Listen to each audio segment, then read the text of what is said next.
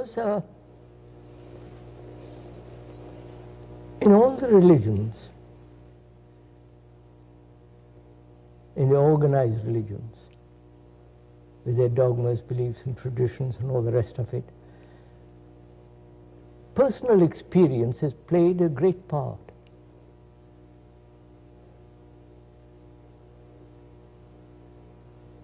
The person has become extraordinarily important.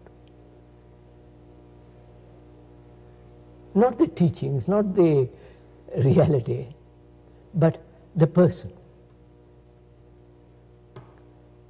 And most people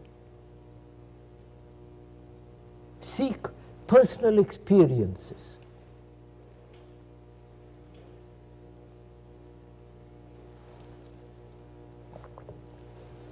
And if it is a personal experience of a person, then it has very little validity.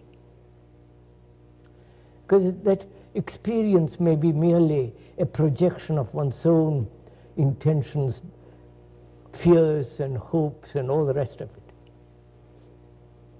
it. So personal experience has very little validity in religious matters. And yet man, human beings, right throughout the world have emphasized the person.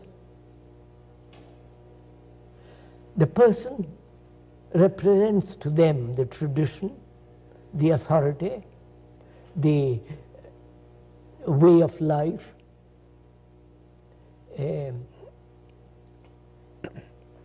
through him they hope to attain or reach enlightenment or heaven or all the rest.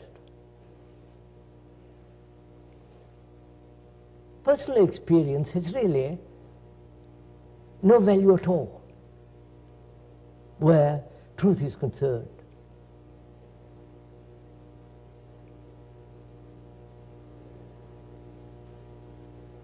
So to negate personal experience is to negate the me, because the me is the very essence of all experience, which is the past. And when the religious people go on missions or come over to this country from India and so on, they're really doing propaganda,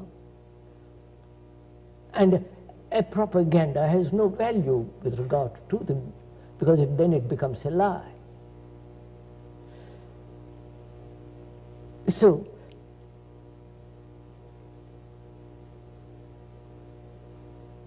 if one puts aside totally, completely all experiences of men, of human beings,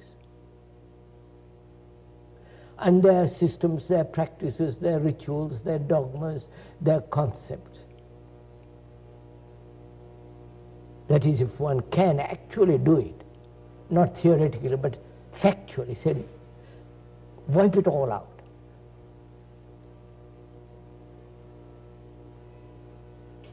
then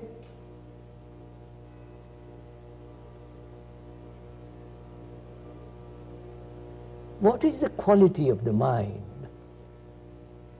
that's no longer held in the matrix of experience?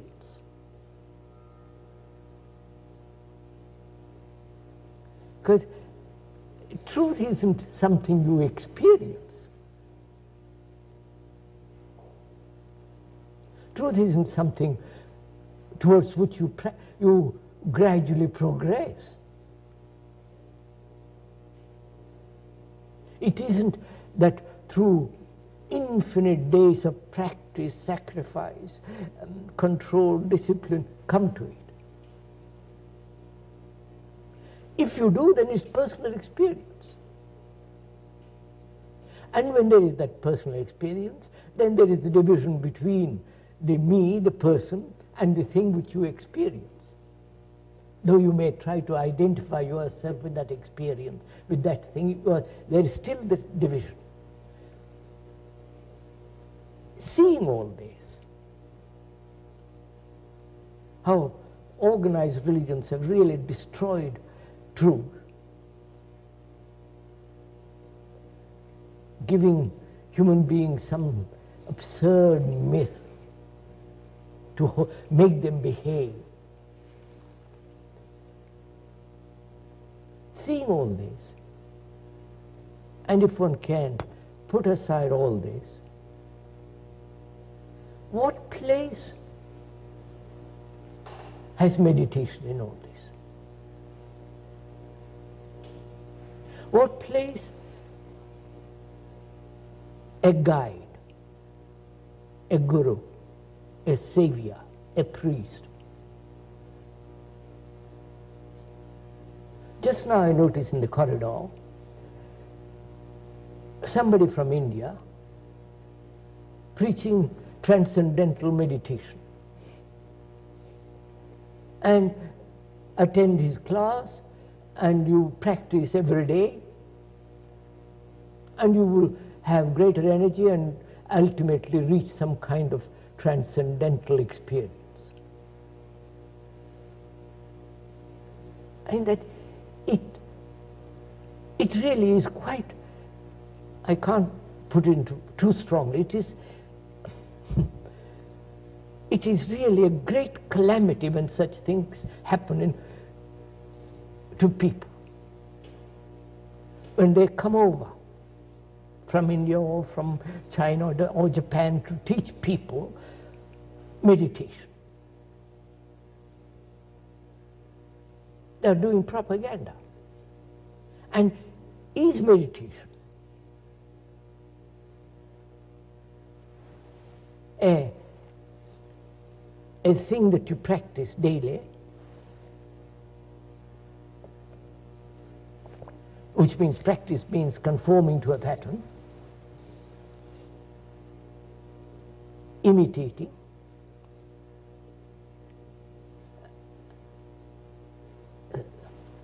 suppressing, all what is implied in conformity? Can such conformity to any pattern, doesn't matter what it is, can that ever lead to truth? Obviously not.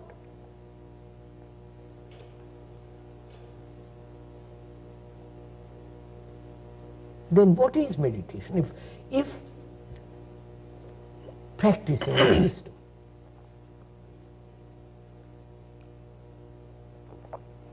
however absurd, however noble, practicing a transcendental so-called meditation, if you see the falseness of it, actually see the falseness, not just theoretically, actually see that it has no meaning, then what is meditation? Then what is, first of all, the traditional meditation, whether it's the Christian meditation or the Hindu, Buddhist, Tibetan, or Zen, and the whole varieties of meditations and their schools. For me, all that is not meditation at all.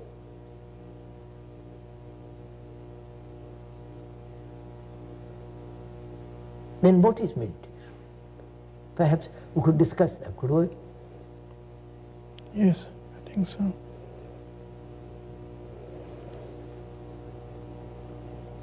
Why should one make meditation to a problem? We have got enough problems, human beings, both physically and psychologically. Why add another problem about meditation? You follow what I mean? Why give a human being one extra problem when he's got 1,000 problems? So, is meditation a way of escaping from his problems? and avoiding what actually is. And therefore it's no meditation at all. Or is meditation the understanding of the problem of living?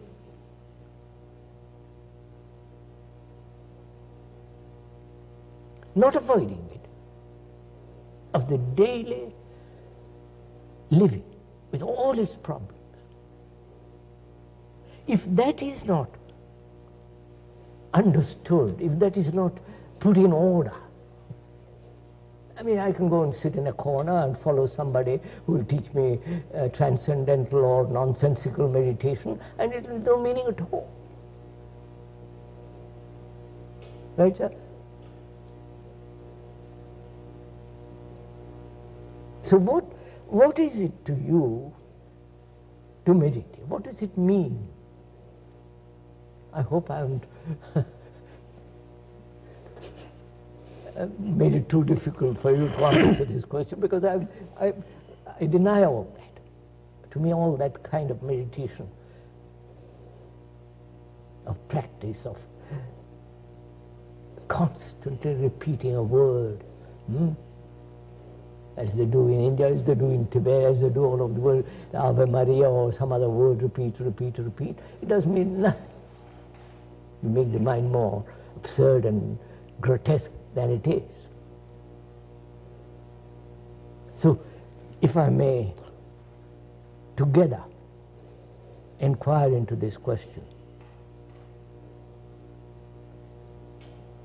is it because it's a long established tradition that you must meditate, and therefore we meditate? I mean, a Brahmin boy, when I was a small boy, I vaguely remember, being a Brahmin, you went through a certain ceremony.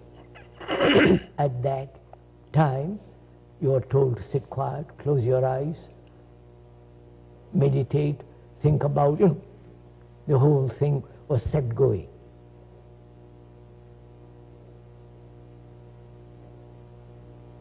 So, if we could together examine and share what is meditation, what are the implications of it, why should one meditate at all?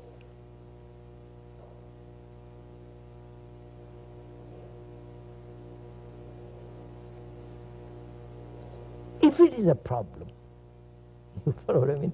If you make meditation to another problem, then for God's sake avoid it. You follow what I mean? Because human beings have 1,000 problems. Why add another one more to it? So, could we together, sharing, go into this?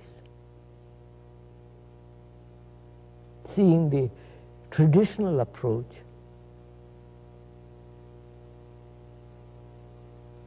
and seeing their absurdity. Because you see, sir,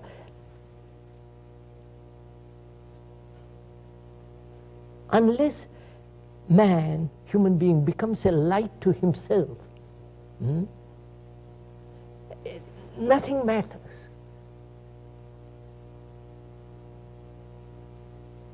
Because if you are depending on somebody, then you are in a state of perpetual anxiety.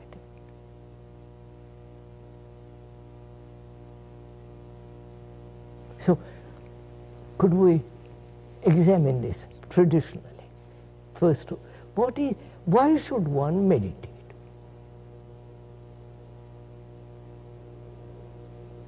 Don't you think in the living situation of a man that meditation happens as part of a life situation? So, a human being has innumerable problems, right? He must solve those first, mustn't he? That is he must bring order in the house in which he lives, which is the house, which is the me. My thoughts, my feelings, my anxieties, my guilt, my sorrow, I must bring order there. Without that order, how can I proceed further? Well, the problem is that if you try to solve the problem, if you look for order, then you're doesn't seem to be looking for further chaos. No, I'm not looking for order. I am inquiring that there is disorder. That's right, yes. And I want to know why there is disorder. I'm not wanting to find order. Then I have all the gurus and all the gang coming. I don't want order. I only want to find out why in one's life there is such chaos and disorder.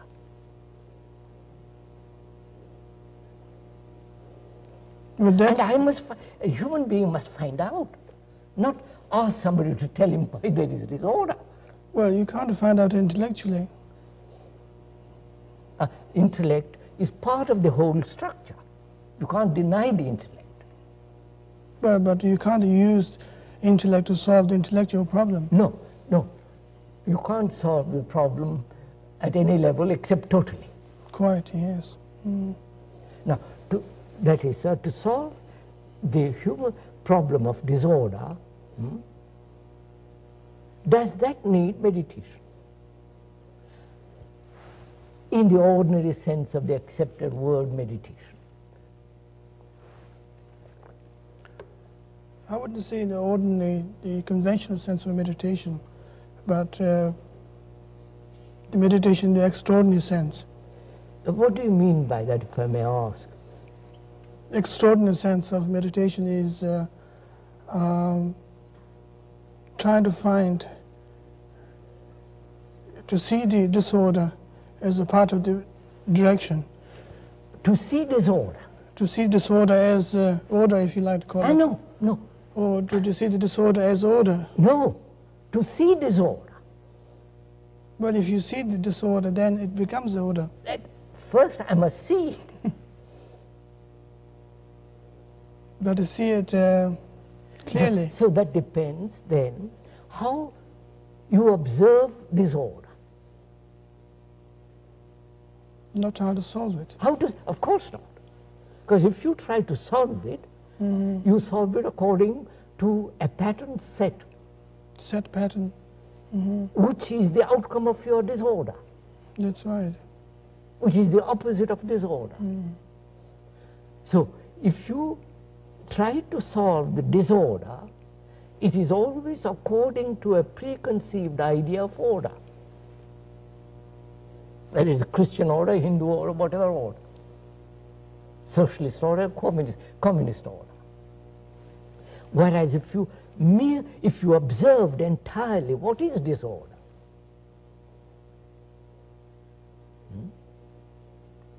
then there is no duality in that. I don't.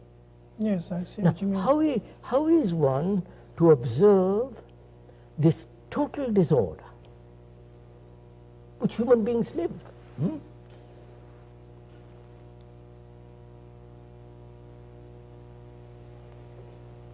The disorder that when you see a television, the commercials, the hectic violence, the absurdities, the human existence is a total disorder. Killing, violence, and at the same time talking about peace.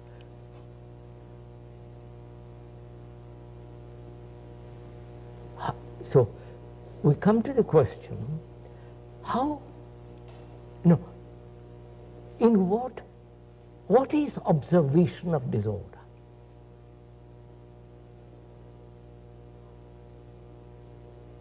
Do you see it from the me as separate and the thing which is disorder? Well, that's already disorder. Isn't it? So, do I look at disorder with the eyes of my prejudices, my opinions, my conclusions, my concepts, the propaganda of 1,000 years. You follow? Which is the me.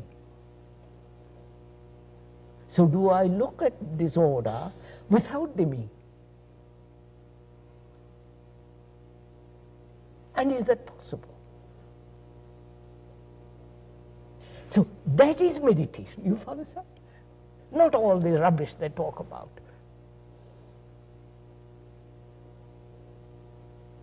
To observe without division. To observe without the me who is the very essence of the past. The me that says, I should not, I must not. The me that says, I must achieve, I must gain God, or whatever it is. So, can there be an observation without the me? You see, if that question is put to an orthodox meditator, you would say it can't, because the me is there. So I must get rid of the me. So to get rid of the me is I must practice, which means I'm emphasizing the me.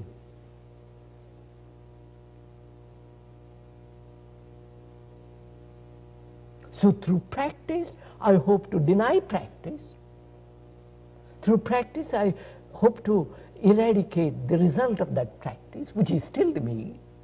So you're caught in a vicious circle. So the traditional approach, as I see it, as one has observed it, not as I see it, but as one has observed it in the world, is to emphasize the me in a very subtle way, but it is to strengthen the me. The me that's going to sit next to God. Think of the absurdity of it. The me that's going to experience nirvana or moksha or heaven, enlightenment. I mean, it means nothing. So, we see the orthodox approach is really holding man, human being, in prison of the past, giving him importance in his personal experience. Reality isn't a personal experience. You can't personally experience the vastness of the sea. It is there for you to look. It isn't your sea.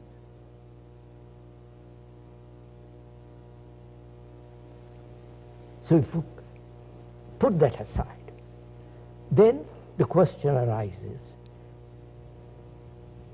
is it ever possible to see without the me? To observe this total disorder of the human beings, their lives, the way they live, is it possible to observe it without division?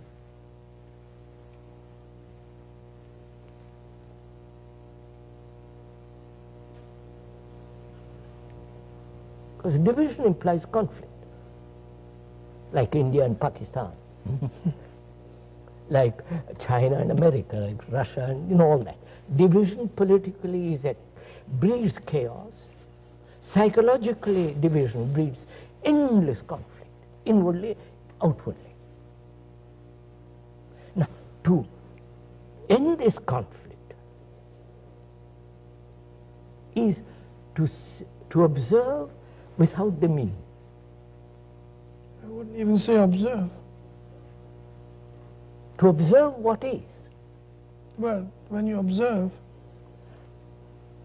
then you are judging, questioning. No, that's what when you observe, you can observe through criticism, through evaluation. But a total observation. Yeah. That's partial.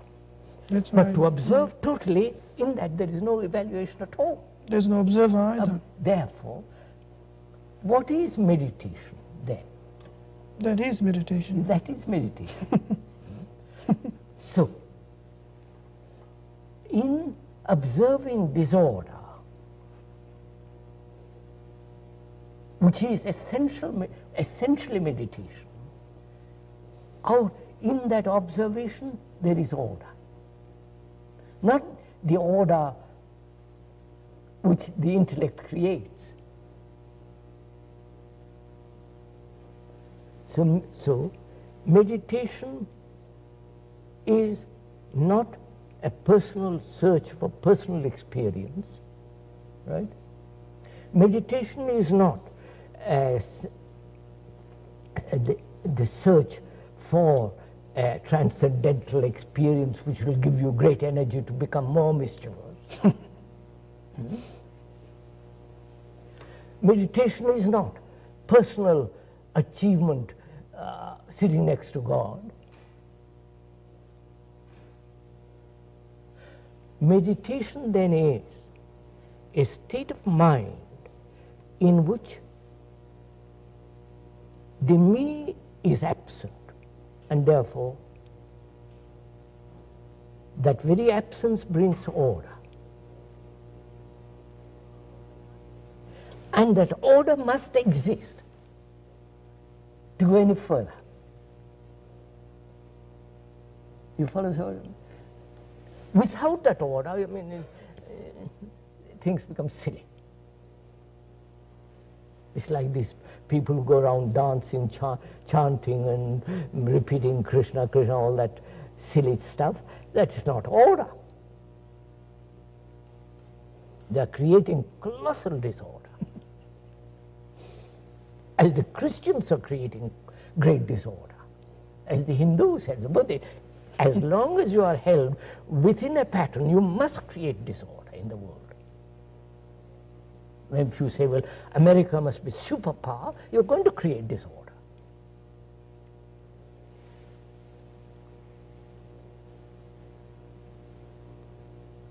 So then the next question, sir, from that arises, which is it is necessary to inquire, can the mind observe without time, without memory, which is the material of the mind? Memory and time is the material of the mind.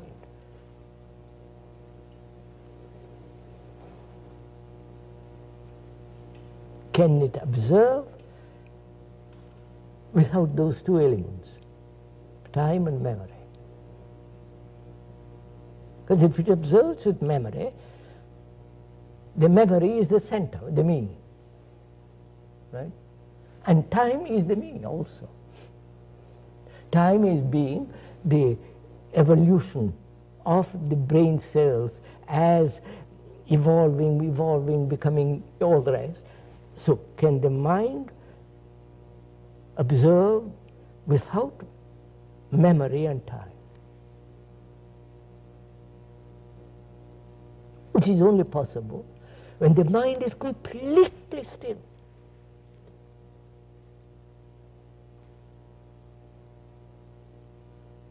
And the traditional people recognize this. So they say, we must practice in order to be silent.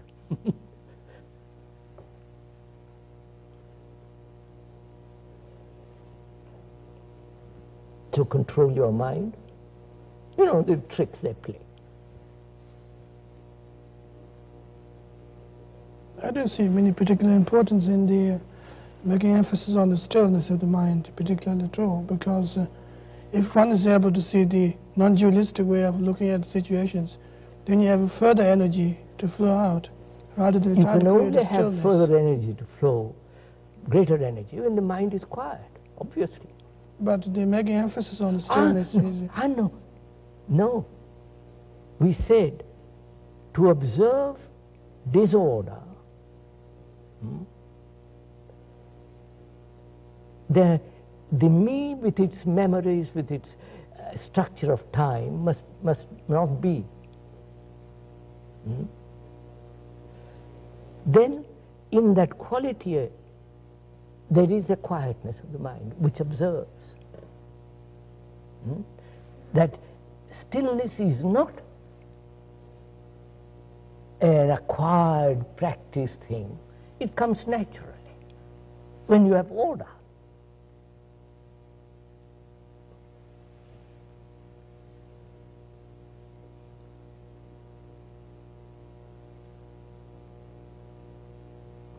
You see, sir, after all, what one can do is to point out and help the person to go to the door. It's for him to open the door. You can't do any more than that. And this whole idea of wanting to help people, wanting to,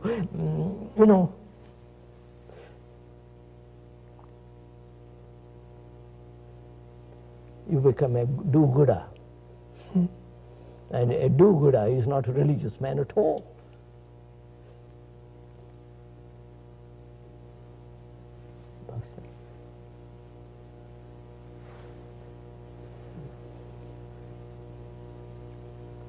Shall we go on with this? I think so. There's a further thing can be quite clarified is the when you make emphasis on the absolute peace. I said, sir, complete order is complete quietness of the mind.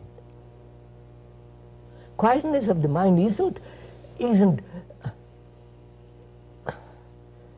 the most active mind. That's what I want you to say. It's the most dynamic thing. It isn't just a dead thing. Well, people could misunderstand. Because they're only used to practice, which will help them to become, that is death. But a mind that has gone, inquired into all this way, becomes extraordinarily active and therefore quiet. That's what I mean, yes. It's like a great dynamo. The greater the speed, the most vitality.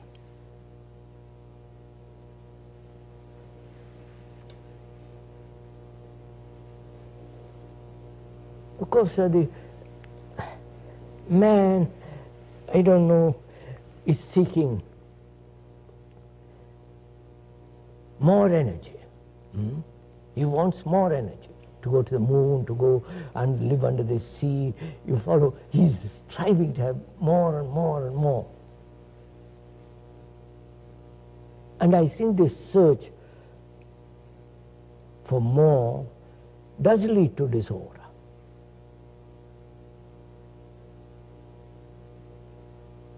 Consumer society is a disorderly society. You see, the other day I saw in some place a paper tissue, Kleenex, which is all beautifully decorated.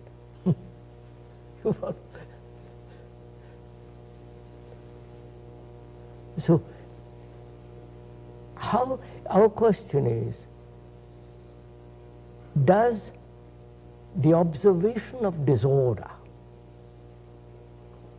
bring order? That's really a very important point, because for us, for most people, effort is demanded in bringing about order. Because human beings are used to effort, struggle, fight, suppress, force oneself. Now, all that has led to disorder, socially, outwardly and inwardly. Right? And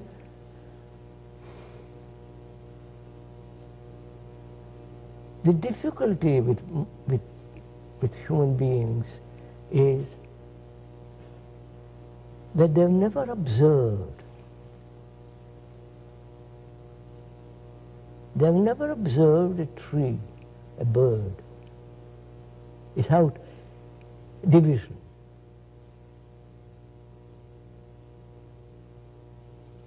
Since they have never observed totally a tree or a bird, they can't observe themselves totally.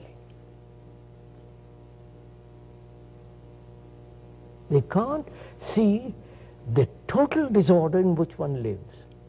There is always an idea, partially, there is somewhere in me there is order which is looking at disorder. You follow what I mean? So they invent the higher self, which will put order, which will bring about order in disorder. God is in you, and pray to that God, He will bring about this order. Always this effort. What we are saying is that where there is the me, there must be disorder. And if I look at the world through the me, the world outside or the world inside, there is not only division which brings conflict, that division creates chaos in the world, disorder in the world. Now, to observe all that totally,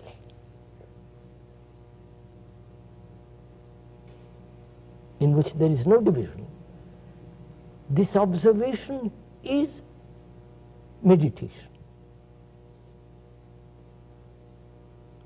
For that you don't have to practice. All that you have to do is to be aware what exactly is going on inside and outside. Just to be aware.